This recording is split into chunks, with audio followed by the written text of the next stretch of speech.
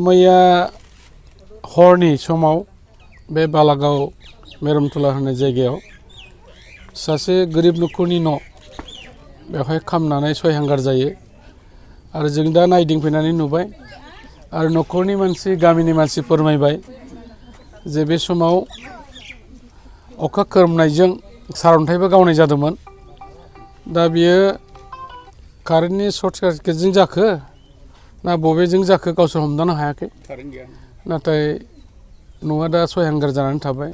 दा बिनि जाय न'नि बिगोमा बे हिन्जावनि जाय फिसाय बे दा बाहेरायावहाय खामानि मावनानै दं, दिनै बे न'आवहाय गैया आरो बेवहाय बिनि बिसिजों लोगोसे साथाम खुदिया आरो बिमा दं सासे, गासै बिसोरो न'खराव बाव साबा दङ आरो बिगोमाजों सयजनमोन।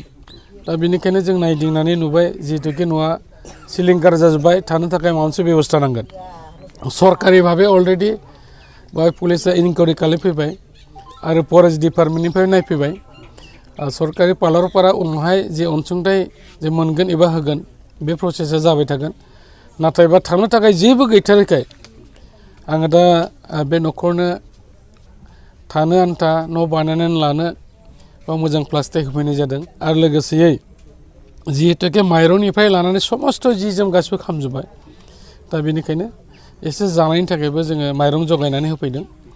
दा जोङो दुखुथिया न'खरनिसिम दुखु मोननायखौ फोरमायदों आरो सरकारनि पालारफोरा जिखिनि आर्थिक साहाय्य होनांगौ दङ बेखौहाय सम जायोब्ला आरो जेब्ला सरकारनिफ्राय बेखौहाय होनो थाखाय थामथिम जागोन अब्ला जोङो बे न'खरनो खिथागोन जाहाथे बे न'खरा अनसुंथाइ मोननो हायो आरो सिगांनि बायदि जाहाथे गावनि संसारखौ जालांफिननो हायो। आरो जोङो रायजो राजाखौ खावलायदों जिहेतुके न'खराव दा रावबो गैया, हिन्जाव मानसि गोजा, उन्दै उन्दै खुदिया। दा सेंग्राफ्रा बेवहाय लोगो लाफानानै बिनि न' बानायनायाव हेफाजाब होगोन। दा गुबैयै जों बेखिनि गासै जाथायखौ दिनैहाय बेवहाय नायबिजिरफैनाय जादों।